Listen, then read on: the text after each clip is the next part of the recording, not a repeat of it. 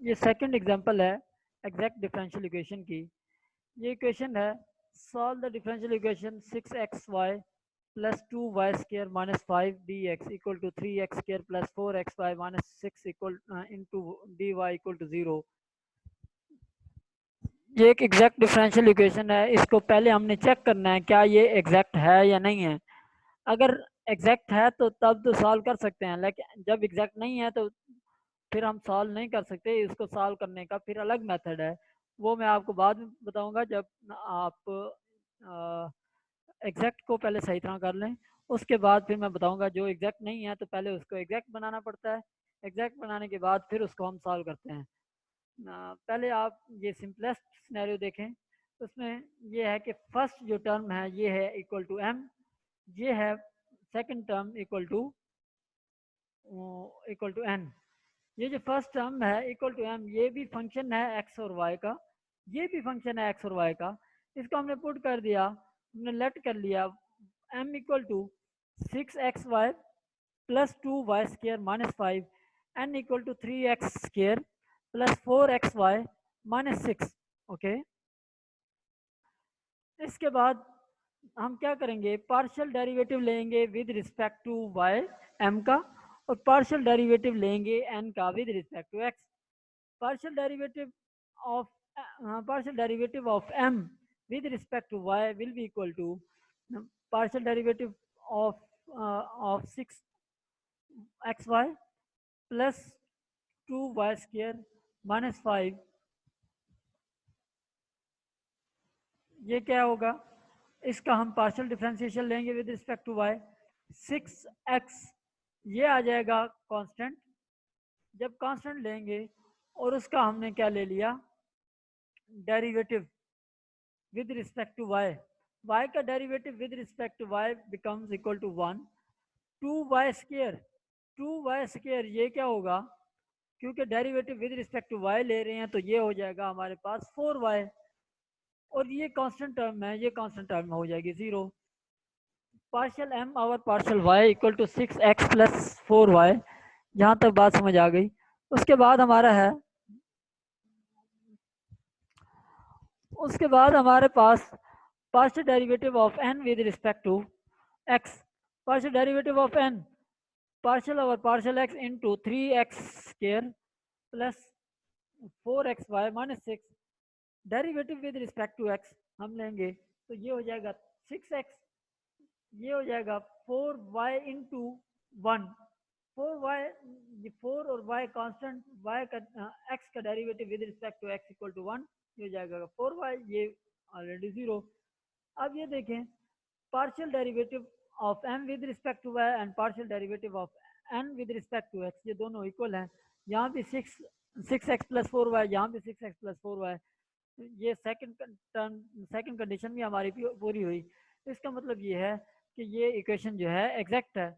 अगर exact equation है तो फिर हम कैसे सॉल्व कर सकते हैं, सॉल्व करने का भी मेथड मैंने आपको बताया हुआ है, वो ये कि हमने इंटीग्रेशन लेना है m का with respect to x, m की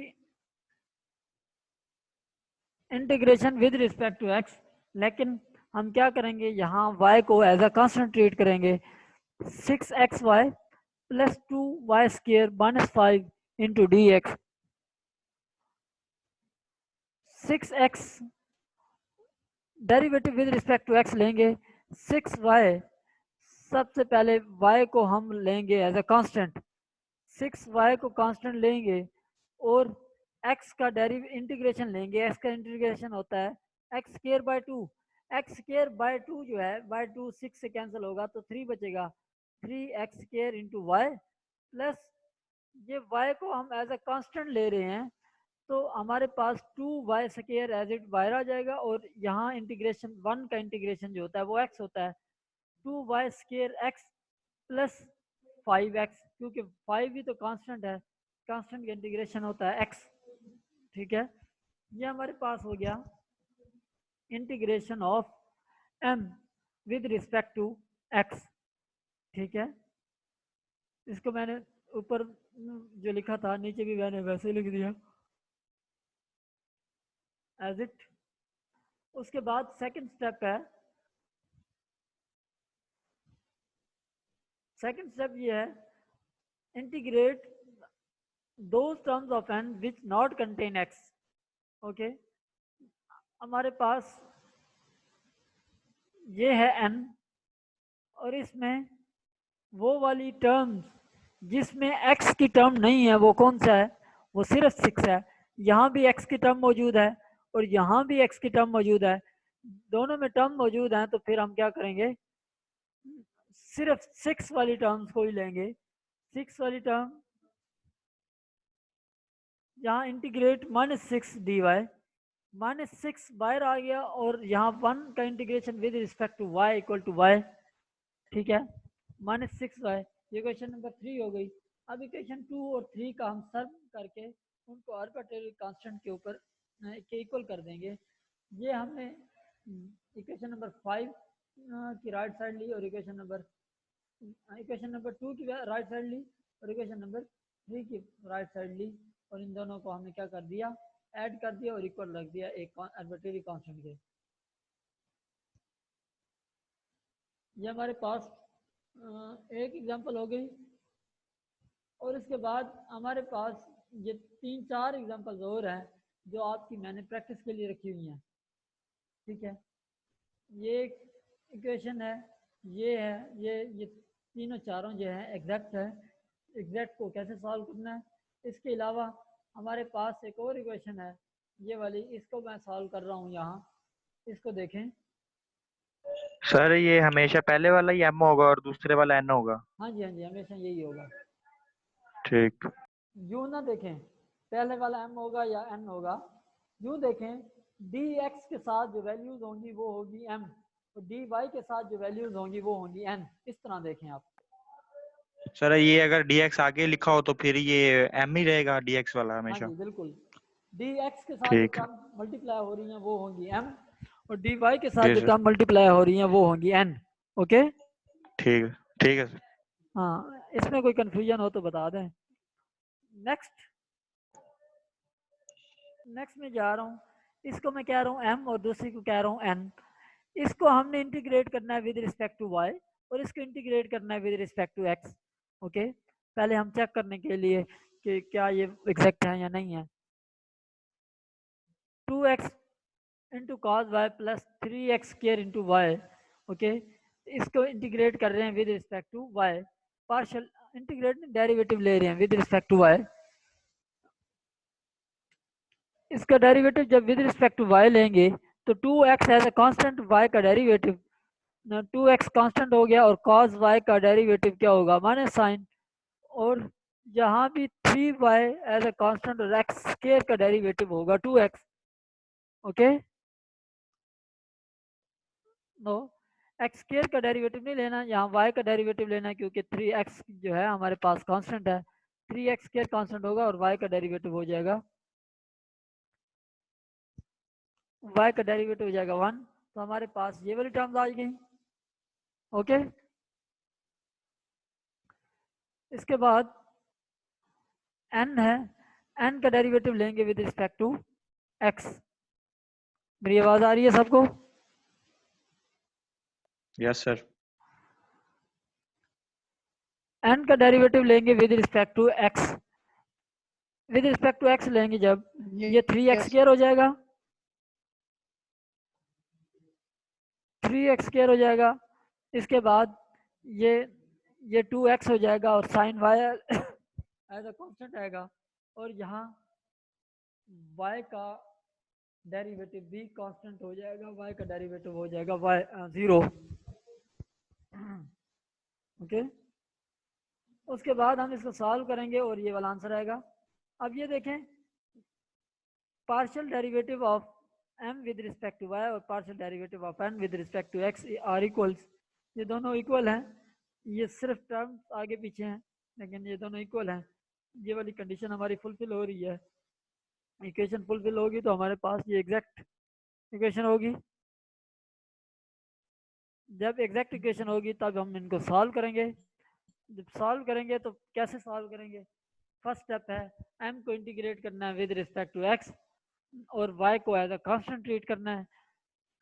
ये m है, m को का इंटीग्रेशन ले रहे हैं with respect to x, y को कांस्टेंट यानी कि कॉस वाई कांस्टेंट हो गया, और यहाँ हो गया 2x है तो एक्स स्क्वायर बाय 2 आएगा, एक्स स्क्वायर बाय 2 से 2 cancel, x square cos y आ जाएगा, यहाँ 3y कांस्टेंट होगा, और एक्स स्क्वायर का हम इंटीग्रेशन लेंगे, एक्स स्क्वायर का जब इंटीग्रेशन लेंगे तो एक्स क्यूब बाय 3 होगा, 3 से कैंसिल हो जाएगा, तो आंसर आएगा एक्स क्यूब इंटू वाई। ये है m का इंटीग्रेशन, और हमने n वाली टर्म्स का इंटीग्रेशन लेना है जिनमें x मौजूद नहीं है। हमारे पास n की जो वैल्यू है वो है ये, यहाँ देखिए यहाँ भी x की टर्म्स हैं, यहाँ भी x की टर्म है, सिर्फ y है जहाँ x की टर्म नहीं है, सिर्फ हम इसका इंटीग्रेशन लेंगे माइनस वाई का इंटीग्रेशन लेंगे। ये देखिए माइनस वाई का इंटीग्रेट किया विद रिस्पेक्ट टू y, इसका आंसर आया माइनस वाई स्क्वायर बाय 2। अब हम क्या करेंगे, इक्वेशन नंबर 2 और इक्वेशन नंबर 3 का सम करके आर्बिट्रेरी कांस्टेंट के इक्वल पुट कर देंगे, इसका सम लिया इन दोनों का, ये आ गया x square cos y plus x cube into y minus y square by 2 equal to c1। अब हम इसका एलसीएम लेके इसको सिंपल कर रहे हैं, सिंपल करने के बाद हमने ये लिख दिया, okay 2c1 equal to c, हमने यहाँ लिख दिया where c equal to 2c1। अच्छा, ये आपके पास हो गई एग्जाम्पल। इस एग्जाम्पल के बाद हम सॉल्व करेंगे सेकंड एग्जाम्पल, और ये भी एक एग्जैक्ट डिफरेंशियल इक्वेशन की एग्जाम्पल है। इसमें पहले ये वाली वैल्यू x के इक्वल रखेंगे, ये वाली y के इक्वल रखेंगे, और इंटीग्रेट करेंगे विद रिस्पेक्ट टू y, इसको इंटीग्रेट किया विद रिस्पेक्ट टू y, तो x as a constant, second square x ये कांस्टेंट रखेंगे, तो y का integration with respect to y equal to 1। इसको क्या करेंगे, ये भी x की टर्म है, ये भी x है, तो ये एज अ कांस्टेंट के तौर पे हम ट्रीट करेंगे। जब ये कांस्टेंट होगा तो इसका डेरिवेटिव क्या होगा, 0। ठीक है, तो हमारे पास जो आंसर आएगा वो होगा सेकंड स्क्वायर। ओके, इसके बाद सर ये 0 क्यों आया सर? ये तो फिर ऐसे ही आना चाहिए था, जैसे हमने सेकंड स्क्वायर को वैसे ही लिख दिया था, तो इसको भी फिर वैसे लिखना चाहिए था सर। बात सुने, किसी भी कांस्टेंट यस, चीज का डेरिवेटिव क्या होता है, 0 होता सर। 0 होता है, फिर 0 लिखा है ना हमने। नहीं सर, फिर ये हम जब पहले डेरिवेटिव ले रहे हैं y का, सेकंड स्क्वायर x का डेरिवेटिव वहां इसलिए देखें, नहीं ना ले रहे क्योंकि वो अगर x आपके की टर्म पास, है। मैं कहता हूँ आपके पास है 2x और उसका डेरिवेटिव लेना चाह रहे हैं विद रिस्पेक्ट टू x, क्या करेंगे, 2x का derivative with respect to x क्या होगा, 2 आएगा सर, 2। 2 क्यों लिखेंगे, वो x तो वो डेरिवेटिव तो 1 हो जाएगा ना 2, सर, इसलिए। हाँ तो 2 कांस्टेंट है तो फिर उसको 0 ना कर दें, 0 क्यों नहीं करते, अच्छा अच्छा, ठीक है सर। बात समझ आई है। आ गई सर, आ गई। साइन स्केयर एक्स यहाँ मल्टीप्लाई हो रहा है वेरिएबल के साथ, जिस वेरिएबल का हम इंटीग्रेशन लेना चाह रहे हैं। अच्छा, वो वेरिएबल की वजह से इसको वैसे ही लिखा है सर, ठीक हो गया। बात सुने, इसकी वजह से वैसे लिखा है क्योंकि ये चीज मल्टीप्लाई हो रही है। जैसे हम सही है। यहाँ एग्जांपल लेता हूँ, यहाँ 2y है और इसका मैं डेरिवेटिव लेना चाह रहा हूँ, इस सारे का मैं डेरिवेटिव लूंगा तो क्या बनेगा मेरा डेरिवेटिव 2, यस सर। क्योंकि ये 2 कांस्टेंट है, हैं? अब 2 सही ऐड है। जाएगा ना, यहाँ इसको समझिए just like 2, just like 2 as behave कर रहा है ना, क्योंकि ये कांस्टेंट है इस टाइम और ये हमारे पास y है। जी सर। मतलब 2y प्लस 2 का अगर डेरिवेटिव लें तो वो y तो वैसे ही आ जाएगा, तो ठीक है हाँ, सर, समझ आ अगर गया। आपके पास सिर्फ सिंपल कांस्टेंट है और उसका डेरिवेटिव ले रही है तब तो इक्वल टू 0 हो जाएगा वो, यस सर। इसका डेरिवेटिव। नहीं समझ आई बात। आ गई सर, आ गई, समझ आ गई। अच्छा, अब इसका आंसर ये आ गया, ठीक है। और इसके बाद यस हमारे सर। पास एक n टर्म्स जो है n वाली term tan x plus 2y, tan x plus 2y जो है इसका डेरिवेटिव लेना है विद रिस्पेक्ट टू x। अब हम विद रिस्पेक्ट टू x ले रहे हैं तो tan का derivative with respect to x होता है सेकंड स्क्वायर x। ओके, ये है 2y, 2y क्या है, पूरा का पूरा क्या है, कांस्टेंट है।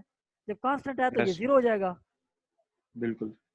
ओके, अब ये देखें हमारे पास partial derivative of m with respect to y और partial derivative of n with respect to x, ये क्या है आपस में इक्वल। जब इक्वल है तो इसका मतलब ये है कि ये एक एग्जैक्ट इक्वेशन है। एग्जैक्ट इक्वेशन है तो हम इसको सॉल्व करेंगे। कैसे सॉल्व करेंगे, फर्स्ट स्टेप है कि हम इंटीग्रेट करेंगे m को विद रिस्पेक्ट टू x और y को एज ए कांस्टेंट ट्रीट करेंगे। ये y m की वैल्यू लिखी, y को मैंने बाहर कांस्टेंट ले लिया और x के सेकंड स्क्वायर का इंटीग्रेशन लिया, वो है tan x।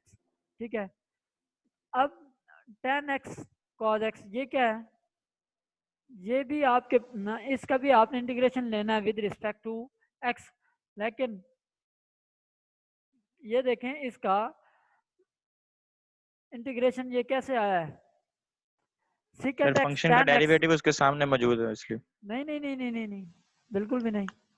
ये देखिए ये एक फार्मूला है, secant x yes tan sir x वही इक्वल टू फंक्शन का secant x। डेरिवेटिव। नहीं, कहाँ फंक्शन का डेरिवेटिव आगे मौजूद है, secant का डेरिवेटिव tan होता है। ये तो सर फार्मूला है ना पूरा, ये सेकंड पूरा एक्स फार्मूला है। एक्स। हाँ जी, यस सर।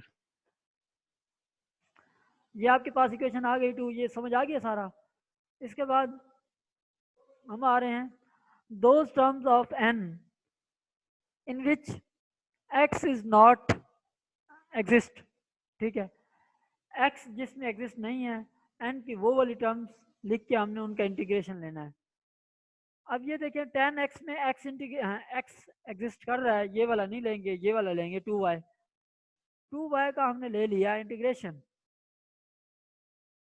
2y का इंटीग्रेशन लेंगे तो ये बनेगा वाई स्केयर बाय 2, 2 से कैंसिल हो जाएगा तो वाई स्केयर बचेगा। ओके, अब हम क्या करेंगे, इन दोनों को ऐड करेंगे और एक आर्बिट्रेरी कांस्टेंट्स के आगे इक्वल कर देंगे। अब इसको हमने राइट किया इक्वेशन नंबर 2 को और इक्वेशन नंबर 3 को, इन दोनों को ऐड अप कर लिया। ऐड अप करने के बाद इक्वल टू सी रख दिया, ये है हमारा फाइनल आंसर। अब इक्वेशन नंबर 9 है, एग्जाम्पल नंबर 9 है। अब इसको भी आप जरा खुद देखें, अगर किसी का कोई क्वेश्चन है तो वो मुझे बताए।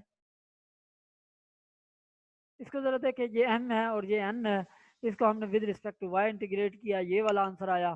फिर हमने n को इंटीग्रेट किया विद रिस्पेक्ट टू x और उस इंटीग्रेशन करने के बाद ये वाला आंसर आया। Partial derivative of m with respect to y और partial derivative of n with respect to x, ये दोनों आपस में इक्वल हैं। ये दोनों आपस में अगर इक्वल हैं तो हमारे पास एग्जैक्ट की तो हमारे पास ये एग्जैक्ट वाली कंडीशन को फुलफिल कर रहा है। तो इसके बाद हम क्या करेंगे, फर्स्ट स्टेप लेंगे integration of m with respect to x लेंगे और इसको इंटीग्रेशन ले लिया और y को, ये बात समझ आ गई सारी। यस सर आ गया समझ, ये आसान है। ओके, अब ये देखें एग्जांपल नंबर 10 है, इस ये भी सेम एग्जांपल है। m n ये दोनों वैल्यूज दी हुई हैं, इसको with respect to y integrate partial derivative लेंगे, इसका पार्शियल डेरिवेटिव लेंगे विद रिस्पेक्ट टू x। ठीक है, इन दोनों को हम आपस में क्या कर देंगे, इक्वल। जब इक्वल करेंगे तो हमारे पास प्रूफ हो जाएगा कि ये एक एग्जैक्ट इक्वेशन है। एग्जैक्ट इक्वेशन के बाद इसका प्रोसीजर स्टार्ट करेंगे सॉल्व करने के लिए विद रिस्पेक्ट टू m, इसका इंटीग्रेशन करेंगे, m का integration with respect to x करेंगे। इसके इंटीग्रेशन करने के बाद हमारे पास ये आंसर आएगा और n को इंटीग्रेट करेंगे, n की वो वाली टर्म इंटीग्रेट करेंगे जिसमें x मौजूद नहीं होगा, वो 1 है। ठीक है, अब ये देखें ये हमारे पास यहाँ भी x मौजूद है, यहाँ भी है, सिर्फ ये वाली टर्म है जिसमें x मौजूद नहीं है। तो उसको हम इंटीग्रेट करेंगे, इंटीग्रेट करने के बाद वो y आंसर आएगा। हम दोनों इक्वेशन को आपस में क्या कर देंगे, ऐड अप कर लेंगे और आर्बिट्रेरी कांस्टेंट के इक्वल पुट कर देंगे। अब जो मैंने प्रैक्टिस के लिए कुछ एग्जांपल दी हुई थी पीछे, उसमें से एग्जांपल नंबर 3 को मैंने सॉल्व किया हुआ है यहाँ। एग्जांपल 3 को मैंने सॉल्व किया हुआ है, इसको भी आपने देख लेना है यहाँ। ओके, ये भी बिल्कुल सेम है। हो जाएंगे ये क्वेश्चन? हो जाएंगे सर, हो जाएंगे। ठीक है, इसको देख लें सही तरह, और इसमें कोई क्वेश्चन है तो वो मुझे बता सकते हैं। ये एग्जांपल नंबर 4 को भी मैंने किया हुआ है, जो प्रैक्टिस के लिए मैंने दिया हुआ है, फिर मैंने आगे सॉल्व भी किया हुआ है इनको। ये देखें, अगर इनमें कोई मसला है तो फिर मुझे बता सकते हैं। ये इसको विद रिस्पेक्ट टू एक्स किया हुआ है और वाई को एज ए कांस्टेंट दिया हुआ है। अगर आप इसको सही तरह देख लें, अगर कोई क्वेश्चन है तो शाम तक मुझे बता दें, ताकि फिर ये क्लियर हो तो फिर मैं आगे चलूँ। ये एग्जांपल नंबर 5 मैंने की हुई है, ठीक है। और एग्जांपल नंबर 6 जितने भी प्रैक्टिस के लिए मैंने दिए हुए थे वो मैंने फिर नीचे कर भी दिए हैं सारे, ठीक है। आपने जस्ट इनको समझना है। Yes sir. ओके, आज तक इतना काफ़ी है, ठीक है। जी सर। Yes sir. ओके, बाकी जो रिकॉर्डिंग है मैंने की है वो